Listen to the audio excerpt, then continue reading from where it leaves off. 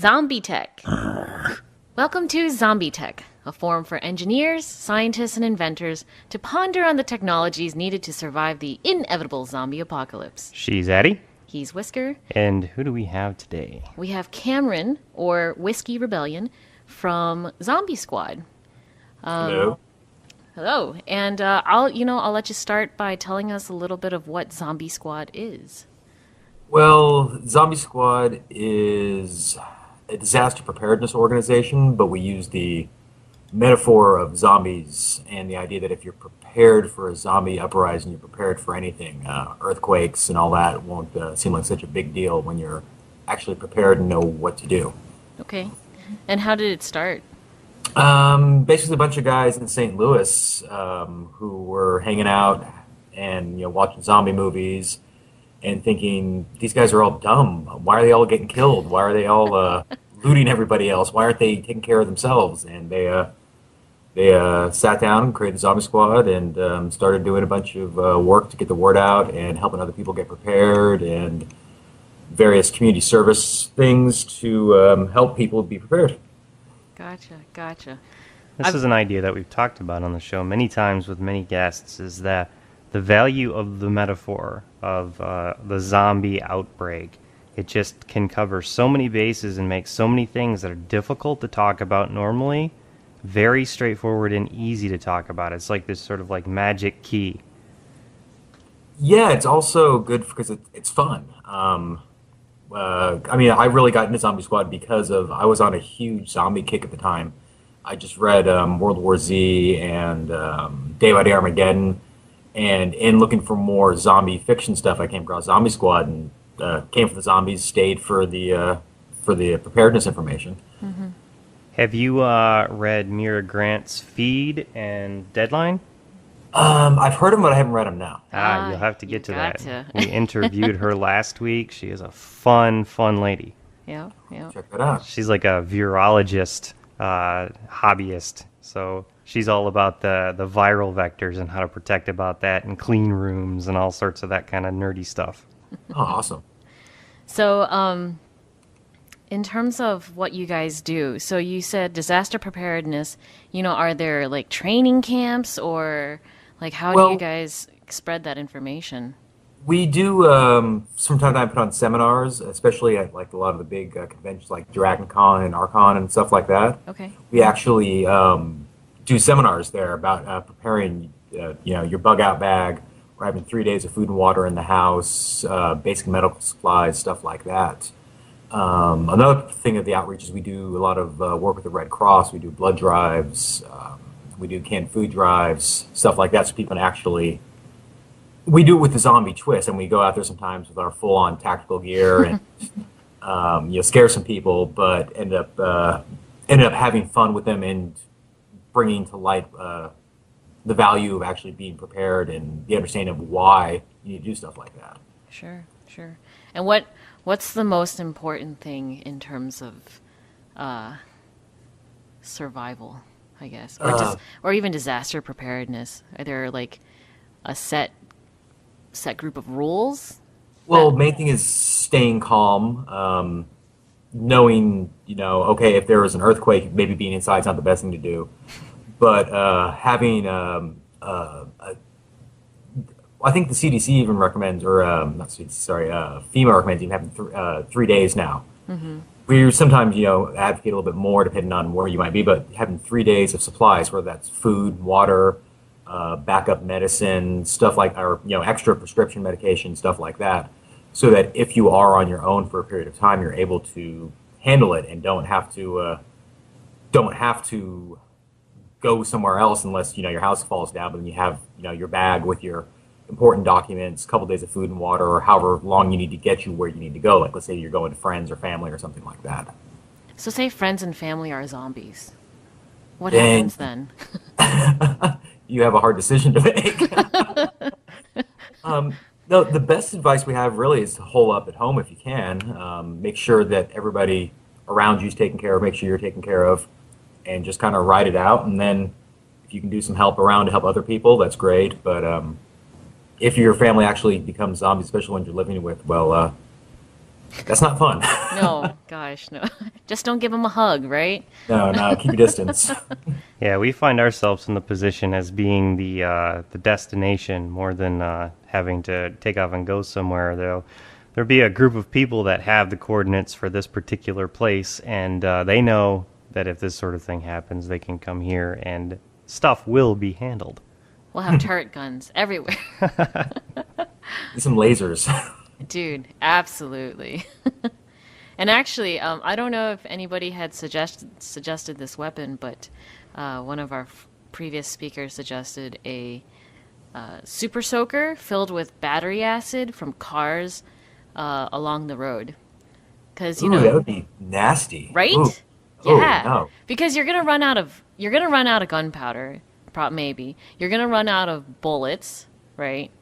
You're not gonna want to touch the casings necessarily, but depending on how contagious, the bodily fluids of a zombie are, Yeah. right? So Yeah, but the battery acid would eat right through the plastic on the super soaker, you'd think. Plastic does not react with acid, so no, it works just really? fine. Yeah, that's why they always use plastic in labs for moving around that kind of thing. Oh, I wasn't aware of that. Because glass will break so easy, so you don't want to keep acid in that if you can help it. Yeah, I've seen a beaker of hydrochloric acid drop before, and that wasn't fun. No, Yikes. not fun. One of the most interesting parts about doing this show is that we get to talk to a lot of really, really smart engineers, and some of the outlandish stuff that they come up with for how to fight back against zombies in a more physical manner is just hilarious. So let's see. So you guys have seminars. I'm assuming the zombie walks are what you're referring to in terms of dressing up and. Well, you said dressing up. Well, we do the dress up for the whole convention scene too, but yeah, we do. I think the New York chapter is really big on the zombie walks. They usually do them a couple times a year, but especially around Halloween. Mm-hmm. And they just go out there. And that's more just for fun. That's not really. I see. I mean, they still have the brochures about what Zombie Squad is and what we do, but that's more just for fun. Okay. Now, we have one here, don't we? Yeah. Here in Rochester? Yeah. A couple times, actually. I don't think they were as impressive as the ones in Europe, but that's okay. We have time to up our... To grow our zombie They got a couple horde. hundred years on us. So. Exactly. So, how do you... I'm really interested in how you guys end up using the community you have to do outreach and do this fundraising. Is it just you set yourself up in a public place and say, okay, Zombie Squad here, donate? How does that all start, and then how does it end up working out? Well, we've got the main thing is, okay, we're headquartered at St. Louis. But we've got I think 30 chapters now, scattered around the country, and we have a chapter in the UK. And a lot of it is the local chapters will do, they'll try out, do this for a couple, 3, 4, 5, 6 months, and they'll find local businesses that are willing to, oh yeah, you can stand on my sidewalk for a couple hours, or hey, we'll put your banners up, stuff like that. Mm-hmm.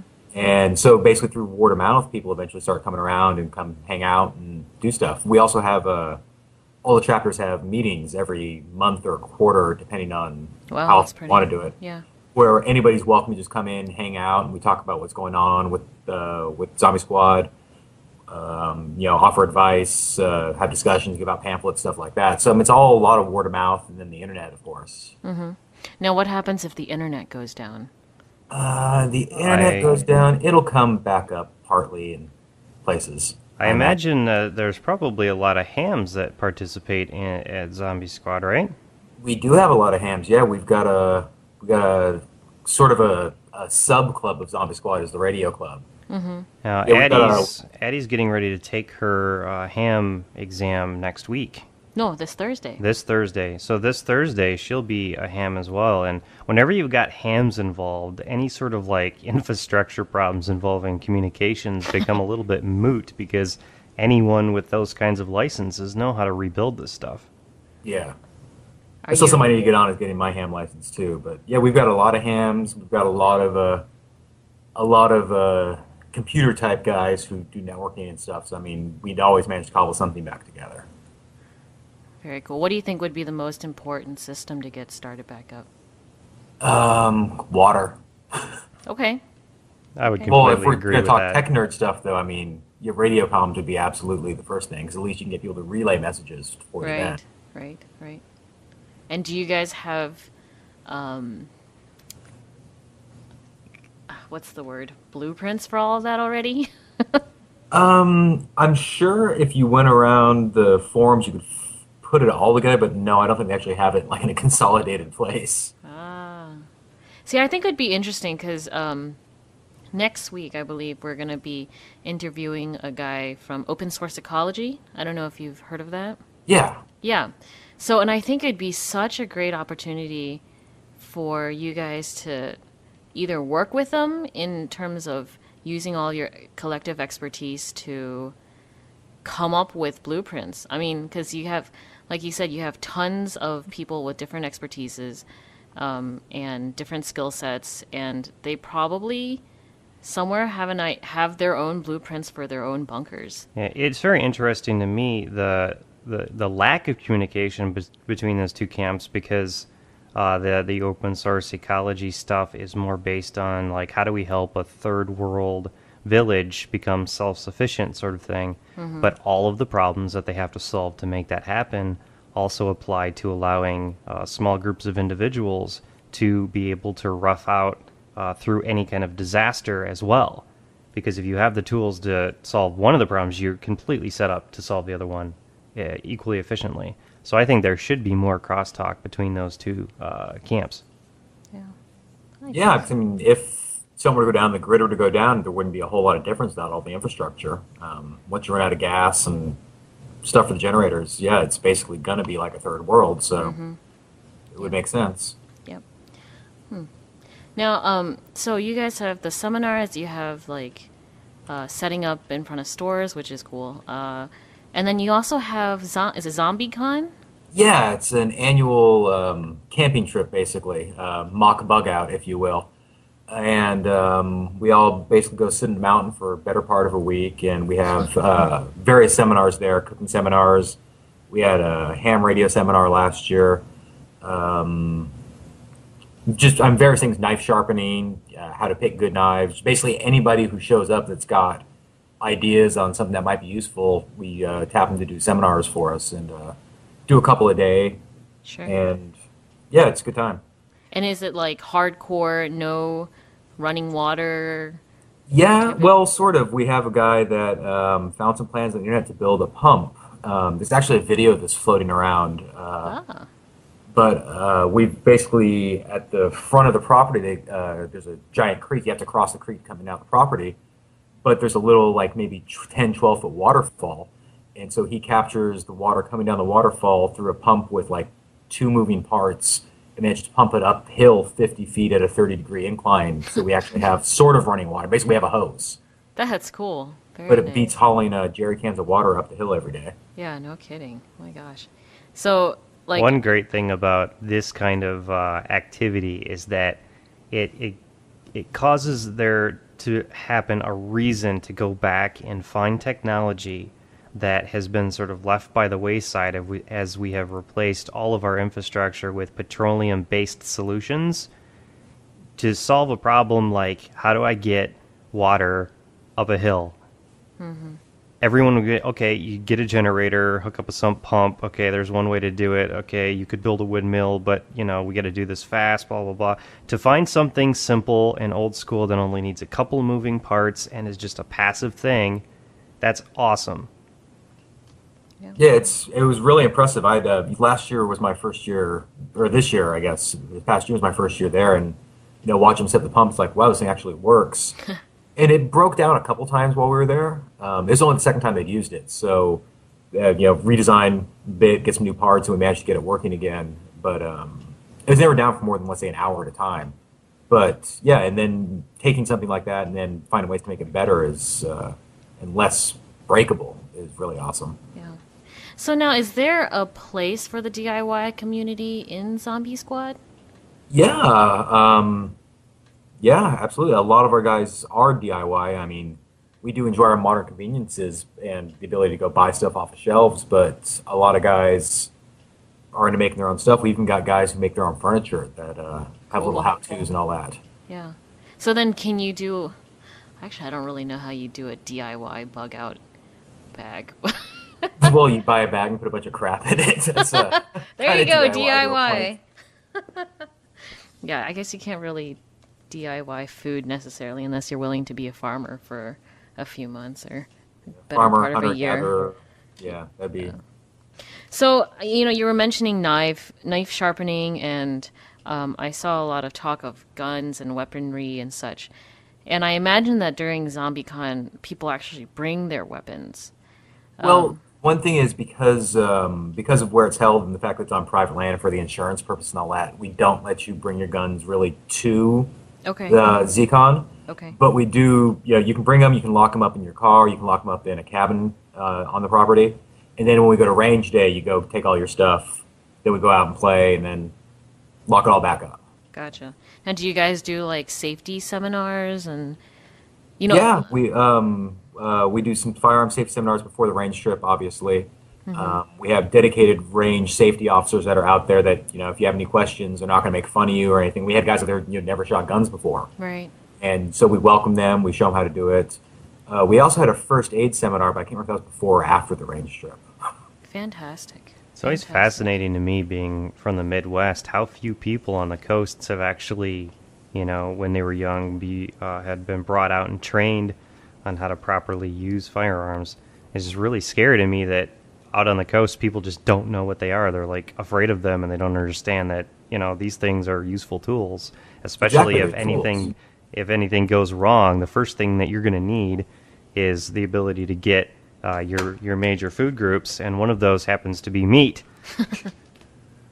Tasty, delicious meat, yes. Yep. It's a lot That's easier an to... odd cultural thing you mentioned, though, because the first time I ever went to the Midwest was to go to ZombieCon, and it was amazing how many people there were gun people, whereas around here it's kind of like, oh, hush, hush, who do I tell who's not going to think I'm a wacko, Right. Yeah, I think even more so, the culture is so different that on the West Coast and East Coast, people in the Midwest are considered to be gun people. In the Midwest, people are considered to be people. We don't even think about it that way, because it's just like, I remember being 5 years old and, being showed how to use like a 410 or something like that, something really, that wouldn't hurt, to use, so that I wouldn't be scared of it. My dads and my uncles would show me how to do it. My mom used to shoot skeet when I was little at family reunions and stuff, and that's just like normal. And there's none of that whole crime aspect or defend your house aspect or have a bunker full of guns, get in trouble with the ATF aspect. It's just like people hunt and they know how to get food, and you need to know how to use a gun, young man. Here you go. Maybe that comes more from the fact that the people in the Midwest, you still have family farms out there. Whereas out more on the West Coast, it's a lot of the big agriculture. I'm sure you still have farmers, but you don't really have... You don't have people with 2 acres of land with crops anymore out here. Right. Yeah, it's getting that way here too. I know the one farming family that I know, they started out with a family farm, but by the end of the 90s, they literally owned 80% of the county, because that's the only way to make money in farming now, is to do that factory farming kind of thing. That whole aspect of American culture is just sort of going away. Yeah, my wife's family had, from Arkansas, had acres and acres and acres, and they slowly sold it off over the past couple generations. They just can't afford to really keep the operation up and running anymore. That's unfortunate. It's really unfortunate. So, sorry, just to go back to safety, because I'm from the East Coast, and so... Yeah, which is why I said it the way I did. She's East Coaster, so... I was like, oh my god, guns? They're evil. But that's, I was raised in the East Coast, and blanket statement, but, we're pretty anti-guns, because more kids get killed by guns in their homes, than they do helping... You're really biased being from Washington D.C. though, because there's a lot of gun violence around there. I understand the necessity. There are zombies, Well, there will be. So there might be now. You never know. Yeah. Well, it's interesting that you say that, because there are zombie insects. I don't know if you know that. I heard about that. Was it a fly or something, or some kind of bee? There's a few different versions of it. The zombie tech that's going up this week when we're recording will have all sorts of good material on that. Mira goes into detail on like how She had like 10 examples. I was like, oh. she's the expert on this kind of stuff. She explained the one where there's an ant that has a fungus that can take over its brain stem area. There's a wasp that takes over a tarantula and uses it to like guard itself, and then as food for That's the the babies. one I heard about, and it creeped me out. Yeah, totally. Zombies. So, in terms of like having these licensed officers and such, do you guys provide opportunities for people to become licensed in gun? I don't even know what it is, but in guns. What do you mean? Oh, you mean within Zombie Squad? Yeah. Well, no. Basically, we've got guys that maybe I misspoke about the range safety guys, but basically these are guys who, they live, breathe, and eat guns, so they're just out there to make sure nobody does anything stupid. Gotcha. And just to make sure that okay, so and so's gonna go down and check his target. Everybody, stop, put your guns down. Don't touch them, kind of stuff. Gotcha. Well, that makes sense. And I guess I'm saying it because you guys have such... I wish this didn't sound like a suggestion time for Zombie Squad, but I think it'd be so cool if you guys were able to like CPR, like certify people for CPR and first aid, and certify people for gun safety, and because you already do it, you're already teaching. We do have with some of the chapters, they do things like, hey, let's do a CPR certification for everybody. Awesome. Let's do, NRA. We've got a couple of guys. I don't know if they've actually organized them, but we've got some NRA licensed or certified firearm instructors within the groups. Fantastic.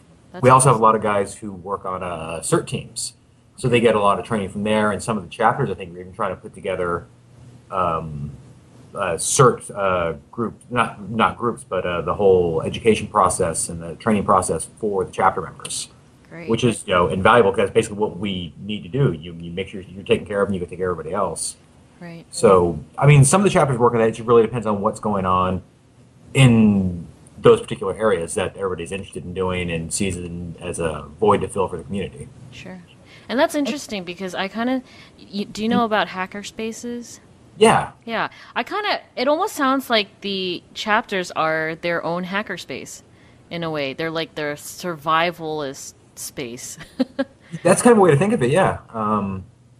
So that's Basically, a it's a great bunch thing. of guys and girls that get together every so often and hang out and do geek-related stuff to their particular style of geekery. So, Right. yeah. That's brilliant. It's sort of an interesting blend between the idea of a hacker space, the idea of something like a local ham club or IEEE chapter, all those sort of things just rolled into one because, people our age, we're not necessarily interested in approaching all of this stuff in the old traditional way. We kind of want it to have a little bit of that fun factor. Throwing zombies into the mix just makes it awesome.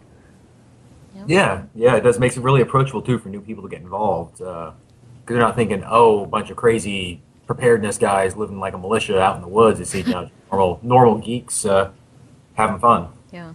Now, do you guys tend to have a lot of misconceptions because of the word survivalist, or... Yeah, that's why we try to stick with preparedness. It has less of a stigma attached to it, I'd say. Sure. But yeah, we get some people who want to paint us like a militia, which we're not. But I mean, we do have some members who happen to be in militias and stuff like that. But we are not a militia organization. Right. And it's a matter of just kind of, hey, look, we do all the community service stuff. We are a charity type organization. And that's what comes first for us. Yeah, it seems very obvious to me that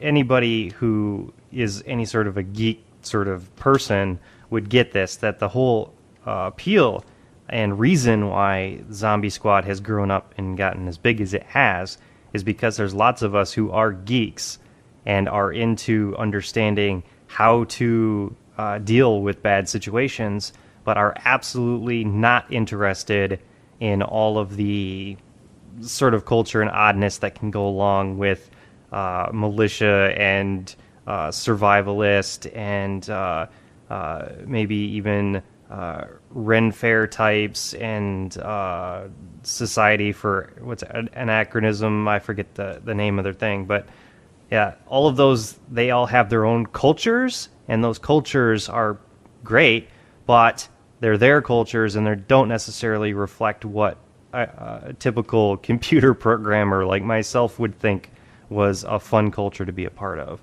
ZombieSquad seems to be like the solution for that kind of thing. I can go shoot guns, but I can talk to the guy next to me about FPGAs at the same time. Yeah, well, we're also, we're apolitical. We're, completely non-religious, and we don't discriminate on any of those boundaries. But we don't, especially on the forums, we don't like to discuss those things. Sure. Because that means that you and I can sit down, whatever our backgrounds may be, and discuss ham radio. We can discuss guns. We can discuss, FPGAs or risks, but not. We've come from completely different backgrounds, politically, religiously, whatever. That doesn't come up. So we're able to talk about the things we want to talk about because of things we don't talk about. Sure, sure. And that has been a problem for geeky types for the last few decades here. We used to be all off by ourselves doing our own thing in ham clubs and whatnot. But now that we're much more mainstream, we have to inherit a lot of the problems that other organizations have had forever, which is like, how do you sort out differences between people that come from these different backgrounds? And it sounds to me like ZombieSquad really has their finger on the pulse of that, and they're doing a good job of making it so that that's just simply a non-issue. You show up, you have fun, awesome. Yeah, that's what we're trying to do. Is just make it smooth for everybody and make sure nobody gets too hurt. Yeah, no kidding. So, a lot of the talk about from ZombieSquad is like in the immediate. I'll be generous, like 3 months, the immediate aftermath of a disaster. 3 months after this, and say it's zombies, and say, oh my gosh, the whole world is being eaten alive. What do you do after? Has ZombieSquad addressed what happens after the zombie apocalypse has come and quote unquote gone? Well, then the credits roll and we all go home, right? I wish. Well, I think a lot of it's got to do with. This is stuff that's been touched upon, but I'm trying to think of something off the top of my head. Basically, you just have to go about rebuilding, like what we were saying about the open source ecology guys. You basically have to. It's been 3 months. The zombies have destroyed everything, and now you're rebuilding You're teaching a third world country to be self-sufficient. Mm-hmm. So you've got to take your knowledge of whatever you might know how to do, which is okay. I'm an electrician, and I can get this small power plant working again. Then you have to find somebody else who's good at. I've got radios. Let me get these set up, and hopefully we can contact somebody on the other side of the state, and just start finding people to put things back together, I guess. Mm-hmm. Which is why it's good to have a varied group of people with various skills, because then you've got every base or more bases covered than just trying to stick it out on your own with your rifles and your gas mask. Right. Yeah, rifles and gas masks are great for the first couple of days, but what really makes the difference between survival not as an individual but survival as a civilization through something really bad has a lot more to do with engineers and a lot less to do with guns. Yeah. You got to rebuild those bridges. You got to get the infrastructure back. You got to get water running again. So the geeks come in handy there. Woohoo! Thank goodness for that. So one of the main things about preparedness, folks, is if you don't have a group of friends who know how to do real things, sure, you may have friends that know how to program their cell phone. You may have friends that are good at their job, at their 9 to 5 thing that doesn't really achieve anything. You really ought to think about making friends that know how to do real stuff in the real world, solving real problems, because that can significantly increase your chance of surviving really bad stuff. Yeah. Well, I think it makes me think about also, like, since you guys are focused a lot on disaster preparedness, like, for instance, the tsunami in the Indian Ocean, I think it was, or, like, that area. And was it 2004? Yes, that's 5. I mean, it was just, and there was a lot of initial outpouring, but then after about, like, I don't know, half a year to a year maybe, nothing. Like, I haven't heard, unless I actually go and look for it, I haven't heard about how they're rebuilding or how they're, like, whether or not anybody's still giving to them, besides, like, the really big, like, American Red Cross, really big organizations. And so, is that something that we need to, as disaster preparedness folks, that we need to also consider, not just the immediate aftermath, but also the 1 year down the road, the 2 years down the road, even maybe the 5-10 years down the road? Yeah, that's stuff that we need to consider. But the problem is also, if you start bringing that up, you might start scaring people off if you bring it up too soon. Because you get somebody just come around and think, well, hey, I need to be prepared to deal with my power being out for a day or two. Okay, I need to worry about dealing with tornado hits and knocks out power and water for a week. Mm-hmm. Then you start the problem is, I think if you start bringing this stuff on too quickly, you might feel like you're eventually saying, well, hell, we're never going to be able to recover. But I mean, it's something we need to think about, but it's something you need to be careful about how you broach with people who are new to the subject. Sure. So at least you can get their foot in the door, so to speak.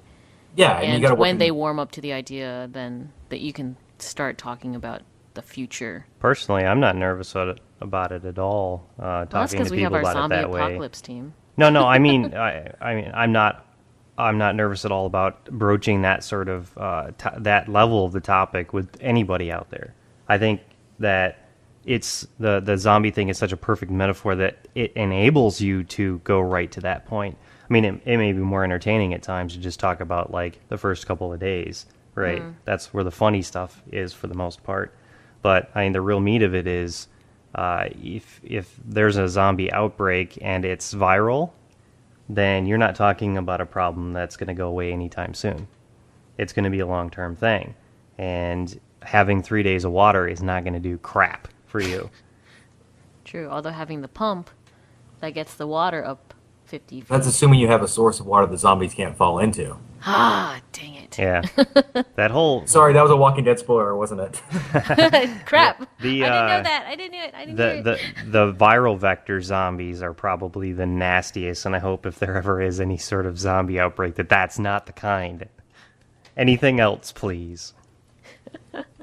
So how about you personally? What do you see your role being in, say, so you're an embedded systems developer, correct? Yeah, I do a lot of embedded Linux work, a lot of VoIP devices, stuff like that. Oh, okay. All right. So in terms of, like, communication-wise, I mean, you'd be really important to have around. As long as there's power in the internet. Otherwise, I'm not that useful. No, that's okay. We were actually thinking of making zombie power plants. You can stick them on, like, mouse wheels. Like giant treadmills? Yeah. Yes, exactly.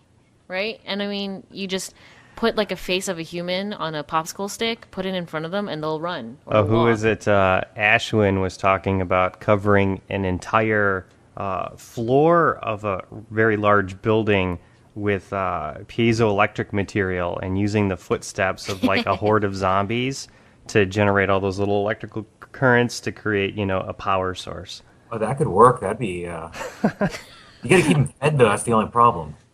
You think they'll eat animals? I'd hope so. You think they'll eat themselves? Now, that's the question. Do zombies eat themselves when they're desperate enough? Well, no, because they only eat living things and they're not living. Damn. We could feed them Canadians. Hey, that's horrible. We love our Canadians. Whisker didn't mean that. So, right, so you have power, right? And How, like, what would you do? What's your plan? I would love to hear as from somebody who's actually in the know of what your plan would be. Uh, um, I don't know if I want to divulge this. It's all secret and stuff. Oh no. Um, All right, let's. I don't know. I really don't haven't. I think I've been doing this so long that I'm, out of the metaphor phase, and I'm like trying to think about actually how I would deal with zombies. Well, they're real, of course. They are. Eddie crossed that line a long time ago, I think. I don't know what you guys are talking about, but my work. So I'm a nurse, and our workplace has already started asking us to volunteer to be part of a team of nurses and doctors who assess and vaccinate people, like women and children, in the event of a viral outbreak or like a biological disaster outbreak. And this group would have 24 to 48 hours in which to do the entire community. You know, when I'm talking about zombies and I hear this from my workplace, and then I see the CDC talking about zombie apocalypse preparedness, I start thinking. Well, the CDC just stole it from us anyway. Right? I totally agree. Yeah. The geeks had it way before the CDC. Absolutely. So say today you hear, what city are you in? I'm in a smaller town called Seaside. Seaside. Okay, that's very nice. That's a very lovely place. It is. So you're in Seaside, California, is it? Yes. God, I've heard of that's that, like the yeah. perfect Seaside, California. Okay, and what big city are you near? We're butt up against Monterey, which isn't really a big city, but it's popular. Okay, We're about an hour from San Jose. all right, San Jose.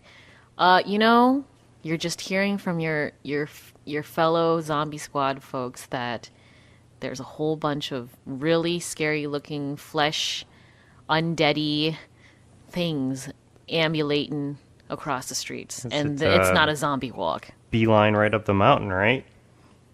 Where Well, would I don't you really go? have a mountain nearby. I've got an ocean on one side, unfortunately. Does salt water dry them out? I've got enough to hole up in the house for a couple of 3 weeks. Wow. Go get the kid out of school and get home from work and board up the windows, wait it out, and hope it's not viral. And if it is, I guess I should have got more gas masks. Does it even help? Imagine it would. So I forget what we were watching, but I think it might have been one of those that pawn shop show. But somebody brought in a baby gas mask from my World War gosh. II, Oh and my just sort of like gosh. puts a exclamation point on the whole thing of like that That's is horrible. what the world would be like if there was a viral zombie outbreak. You would need infant gas masks for any sort of traveling outside of your clean environment. Yeah, but you'd need a full-on puncture-proof suit. I saw this. I can't remember the name of it. It was a short film. I think it was German. I want to say about two guys after a zombie outbreak, and I'm assuming it was viral because they're wearing like complete, the chemical suits with the masks and everything, and one of them ends up just tearing his suit on a fence post or something, and just dies within minutes. God, that's Bummer. And the more you mention the viral stuff, I just don't know if you can really deal with that. You might just be once it kinda- goes airborne. You you're kinda can. just You're pretty much stuck screwed. living day to day at that point. Yeah. You can, and the the real solution there is that you already have to have a completely secured underground facility that has its own air recycling system and its own hydroponic stuff and its own ability to create enough power to run the lights to grow the food for any sort of long-term stuff. And You need a completely sealed off well or other water supply. You need a buttload more filters for your if you can recycle your own water, that would be ideal. as well. Because even groundwater, it might get into it eventually. Yeah, that gets kind of cost prohibitive too, though. Unfortunately, Yeah, none of us could even approach that kind of solution. no, but I think that might be what's necessary. You're right. Now, does Zombie Squad have bunkers set up? Not that I'm aware of, but It's a large I really enough don't know. community that I'm sure somebody has like a World War II fallout shelter in their backyard or something. I imagine. No, We my want a grandparents missile have one. silo. My grandparents had one. What? Yeah. A zombie apocalypse shelter. They moved out of that house, but the house that they lived in when I was growing up had a World War II fallout shelter in it that was all stocked with food Oh from my World War II. gosh. But their air shaft for it Yeah. caused it to flood somewhere in like the late 60s. So it Oh, was half full of water, and all the cans in there were all from the 50s. Oh, My uncle brought me in there with a pair of like big fishing waders, right? Yeah. That you used to go out in the water with, yeah. and a flashlight, and showing me all the stuff in there. It was like really creepy. It was like the coolest thing you could show a 12-year-old kid, Oh, that's it. That is kind of creepy. straight out of a horror movie. yeah, I think the next time I buy a house, I need to look for one that's got the old Cold War bomb shelter in the back. That would be that'd be a good investment there. So, what's the safest kind of house setup, would you say? I've always been a fan of the semi-subterranean ones where it's like built into a hillside. Agree. That's great because that means our house is a-okay. Yeah. We are semi-built into a house, a hillside. So Oh, awesome. yeah, Because there's game one less on. side you have to worry about defending unless you have some kind of like boring zombie that can actually drill through the rock and the dirt. I don't think they have the ability to do so. But I don't know. We Zombie might have to bullets, ask something. Romero about that. The Toy Maker house here is a big, huge A-frame that has 3 stories. The bottom one is back into the hill. So in worst case scenario, we basically, the top 2 levels are screwed. But anything on the bottom floor, we can definitely defend. I'm That's not defending my awesome. whole house. I don't know what you're talking about. Good luck with Three that. stories is too many to defend. That's just too much. Yeah, too all much these up and big down. windows up here would just make it absolutely Ah. impossible. But then we just end up turning into like golems with a lack of light. As long as I got a computer, I'm good. You see that pale blue glow. That's all.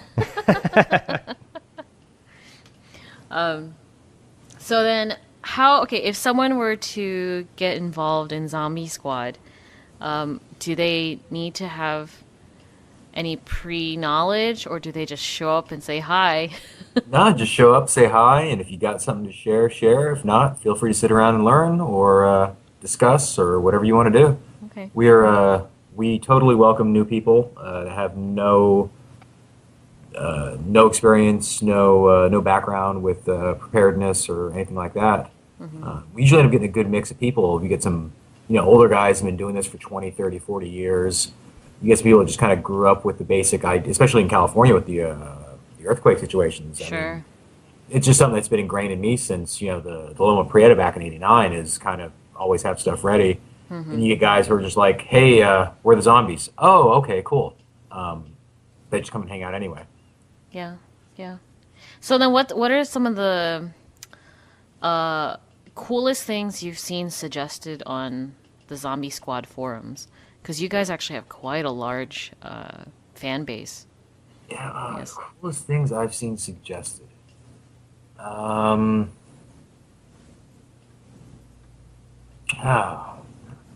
Or just anything that stands out. I mean, So I'm just actually drawing a blank here. Just something I wasn't expecting.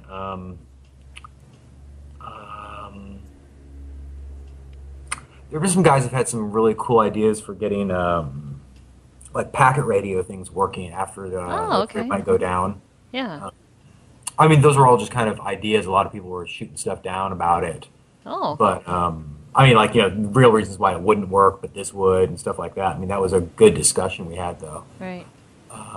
We've been fortunate enough to talk about that sort of thing with some extra class hams that we know, and getting really good answers on what the best way to approach that kind of thing would be. And I think we're going to be getting set up here at the Toy Maker House to do some radio through satellites, like AO51. Because the zombies can't get up there. Yeah. Hopefully not. Oh my gosh, can you imagine? Zombie aliens, that could be a problem. We've got some folks in our community who are developing firmware for Gameduino boards, that can do live satellite tracking of up to 100 different satellites. Interesting. Yep. So, you can go off battery power and still be able to track satellites. And know how to transmit awesome. signals. Yeah. And then, so any other cool things that you have? Well, popped into your brain? we've had some like really crazy ideas for like, well, wouldn't this be an awesome gun if this, and this, which may not be practical, but it is always it's always fun to see. Do people hack their own, like, guns and such to better serve their survival purposes?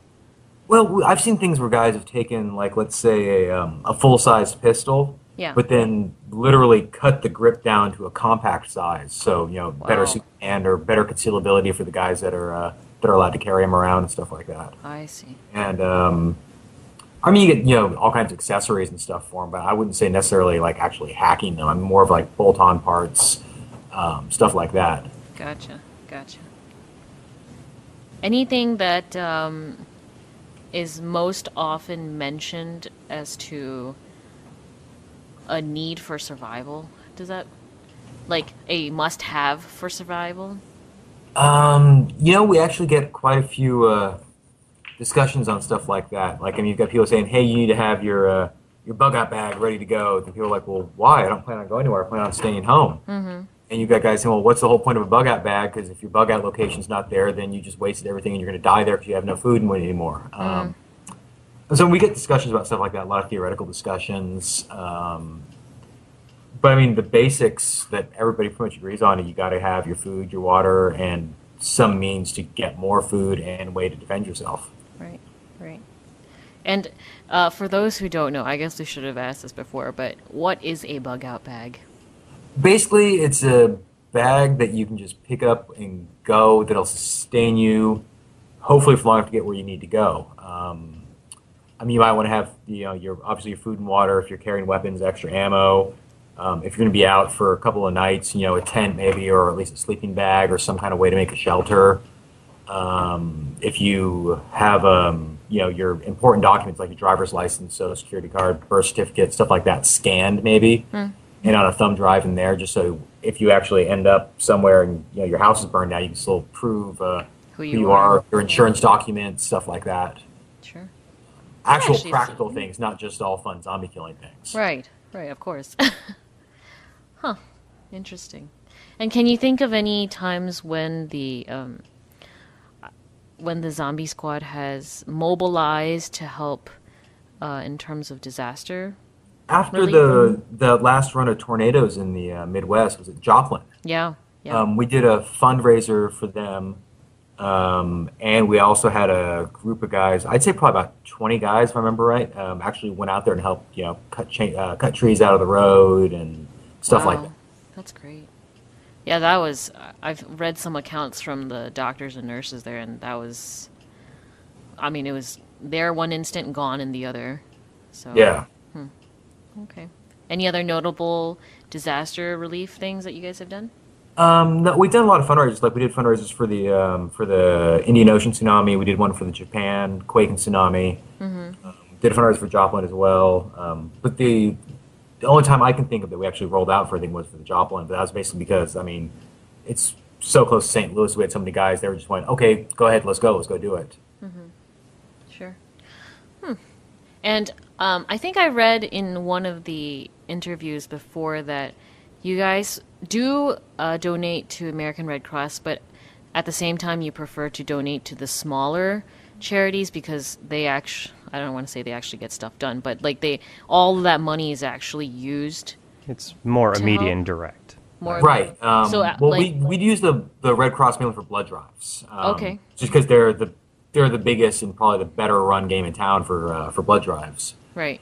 But yeah, when we give money, we usually we used a couple different organizations. I can't think of the names off the top of my head. That wasn't really I didn't run any of that. That's fine. But we give it to organizations where most, if not all, of the money we give goes directly for relief support and doesn't get tied up in administrative stuff or oh hey, we'll hold on to it for the next disaster. We give it basically we give them a check and they turn around and cut a check right back to whoever actually needs it. That's or great. go turn around and buy stuff for whoever needs it right away. That's great. And I mean, I know I've hesitated giving to American Red Cross because, like, I'm worried that the money will, instead of going to the victims, will go to the administrative costs of keeping their lights open in, like, their San Diego branch, you know? But Yeah, that that's one said, thing though, we're very careful about when we actually do a fundraiser is who we give the money to.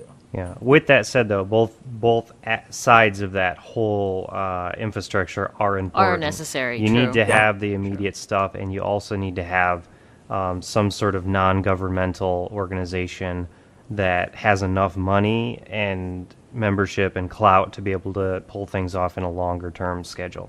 True. Yeah, well, that's why we give the. I mean, we don't like officially endorse Red Cross. We just happen. A lot of our chapters do a lot of work with them. Right. But basically, we give. We're not so big about who we give goods to. We're just more big about who we actually give money to. Sure. And which one is better during, so let's say a local disaster. Is money better, or is or goods better? Well, it depends. I mean, I really don't know how long it takes for. If I were to go give blood, I don't know how long it takes for that. I can't give blood actually because of some Red Cross disqualification when I was living in Europe. Sure. But so I don't know how long it takes for if I give a pint of blood, how long that can actually take for that to go to circulation. Right. So something like that. What's good? I mean, food would always be good immediately, I'd imagine, or shelters. Like if you have spare tents for some reason, I mean, stuff like that would be handy to give immediately. But the thing is, when it comes to organize, especially for something far away, when it comes to organizing that, it's a lot easier just to Send money. to write a check than Sure. to get a pallet of food over there. Right. Right. Especially Now, if that, with all that said, one of the key things that everybody needs to take from all this sort of talk is that if you are hearing this, if you're listening to this, you're the sort of person who probably understands that in the case of a disaster, zombies, whatever, if you are planning on relying on the Red Cross or FEMA or anybody else to save your butt, you are fail. You need to be ready to take care of your damn self, okay? So do what you can to make sure that you're part of the solution and not part of the problem if bad things happen. Exactly. Very well put. All right, we are rolling up to the tail end here, and as we always do, Addie likes to ask a few questions of each one of our guests because the answers to these questions reveal so much about them, and it's always so much fun to hear the answers. indeed. So, 3 tools that you would take to your zombie bunker, assuming it's different from your house. Only 3 tools. Yep. 3 tools. And I will take a bug out bag as one of them. Like, it can be a conglomeration. Then I'd have a bag of holding with everything I could possibly fit in it. Well, you have to be able to carry it. Nerd joke, nerd joke. Now, did I hear correctly that you do embedded systems? I do, yes. Now, would you be bringing any dev boards with you? Um, Because, like, seriously, I mean, rebuilding society, dev boards, embedded system design is one of the most useful things, one of the most useful skills I can think of. yeah, I'd probably actually take, mainly for sanity, because I'd need something to do, assuming I had an awesome generator in my bug out bunker. I already have a computer in there, too, so that's okay. Yeah, so I'd probably take my current development board, which is it's an Analog Devices BF527 DSP board, just so I'd have something to do, and because I know my boss would be calling me the next day anyway, so it's be done. Why aren't you here yet? So Forget the zombies. You So that- took yeah. a day off, but I really need that project in. Yeah, you know how that goes, though. So let's say I'll take that. Okay. What else would I take?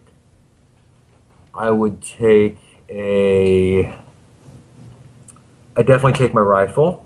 Okay. Well, yeah, and I would take a can opener. A can. Just in Okay. case. All right. Well, 'cause Yeah. I've got a couple different can openers. I've got a whole bunch of the cheap ass P51 old military surplus ones Okay. that I can never find when I need them. So I would definitely be sure to bring a can opener with me. A lot of Gotcha. I've folks got this bunker have. full of beautiful canned food with no way to open it. Other than you can talk and spill half of it. A lot of people have said like a Leatherman or Gerber. Gerber for that kind of thing. Yep. Yep. And Yeah, that's that would work too. I don't actually have one. I feel like a bad preparedness nerd there. But yeah, like okay. military issue can openers, just have a whole box of them down there with all your food. It's a good idea. Yeah, but you know what? Chances are I moved it somewhere and forgot about it. Oh. Well, basically, I've got like Make sure you I have bought one in these your things for bug like a out dime bag a then. piece, so I've got probably like 50 of them floating around. I just don't know where any of them are, and I'm always like that with can openers. Well, make Can sure you have, openers are kind of like pairs of socks that way. Yeah, but also make sure the can opener has a beer bottle opener on the other side too. of course. Very important. Of course. Although, the people who tend to get drunk in the zombie movies tend to die first. That's true. True. No drinking in the first scene. Right. No sex. And No showers. No showers and no peeing, when you're Away running from the away group, yeah. from the group, because you'll get eaten. No bathroom breaks. You'll turn around and zombie. Exactly. So then, what's 2 books that you would take to the zombie bunker? 2 books. I would probably take my Calvin and Hobbes anthology, so I wouldn't go nuts. Brilliant! Calvin and Hobbes is the best. And then I'd be torn between the Special Forces First Aid Guide or a physician's desk reference for herbal and holistic remedies, since there won't actually be any medicine left in the world. Yeah. I'd yeah. be torn between those That's two. a very good choice. I Yeah. think that actually is probably one of the best book choices I've heard. The Really? herb Thank and you. holistic. Yeah, that's brilliant, because I need an herbologist. Well, at least so I know if I'm trying plant stuff, I know what will kill me, so I don't bother eating it at all. If it's not for medicine, at least know it's not toxic. Well, do zombies react to poison? That'd also be good for experimenting and find out whether or not they did. There you go. All right, Hey, so you're right. That is a good choice. All right, I'll take that over the Special Forces Handbook. All right. now let me just extrapolate this like 50 years in the future. The civilization based off of your decision, they are able to make their own herbs into medicines, and their religion is now based off of Kelvin and Hobbes. Then I have done well with the world. And everybody's got a spare can opener. Yep. Yep. But we have no cans of food left, but we'll find use for those can openers. We'll find uses. I wonder what you can do with cans after you're done with the can openers. Build snowmen out of them. Okay, What? now Let's see. So would water be your first system? Like the first system that you would set up at your bunker? Water. Yes. Okay. Water, because you need water plus some kind of form of sanitation. Whether we'd actually get plumbing going shortly or not, it's one thing, but at least we'd be able to clean up after ourselves.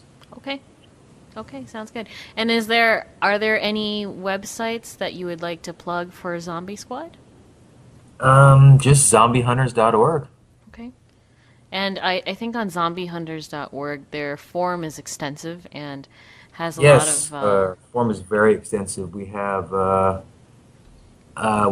up now. We have 83,022 topics with 1,793,950 posts. nice. And this has only been since 2003. The Right. counts might be off on that. I'm not sure if they carried over when we moved to PHPBB, Oh but man, okay. All right. So you guys actually had lost quite a bit then, probably from the well, no, beginning. I know the old information's there. I'm just not sure if that's all counted. Counted in. If it's counted in those totals. Gotcha. So for anybody interested, it's zombiehunters.org, and they have a lot of information in terms of like actual survival, both equipment and how to plan, and what people would do themselves. There's education in terms of movies, books, shows. Like I imagine everybody is watching The Walking Dead at this Yeah, point. actually, the St. Louis chapter has their they have their meetings at a place that shows The Walking Dead every week. That's cool. very And, fun. uh, Any They drag excuse, out a projector onto the back patio of the restaurant and Nice. hang out and watch Walking Dead. Nice. education, community service, and basic good civics. Sounds like worth checking out. So all you good folks, head on over there. That was zombiehunters.org. And for this show, you can catch it every Thursday at zombietech.tv. You can get it automatically to your phone, your iTunes, whatever. There's RSS feed links on the side of the page. Please leave comments and remember to +1 these things. The more you guys do that, the more other people can find it readily. As for Addie and myself, you can find all the rest of our stuff at tymkrs.com. This isn't the only show we do. We do lots of other fun stuff too. So go over there, check that out. Thank you very much for joining us. Thanks, Cameron.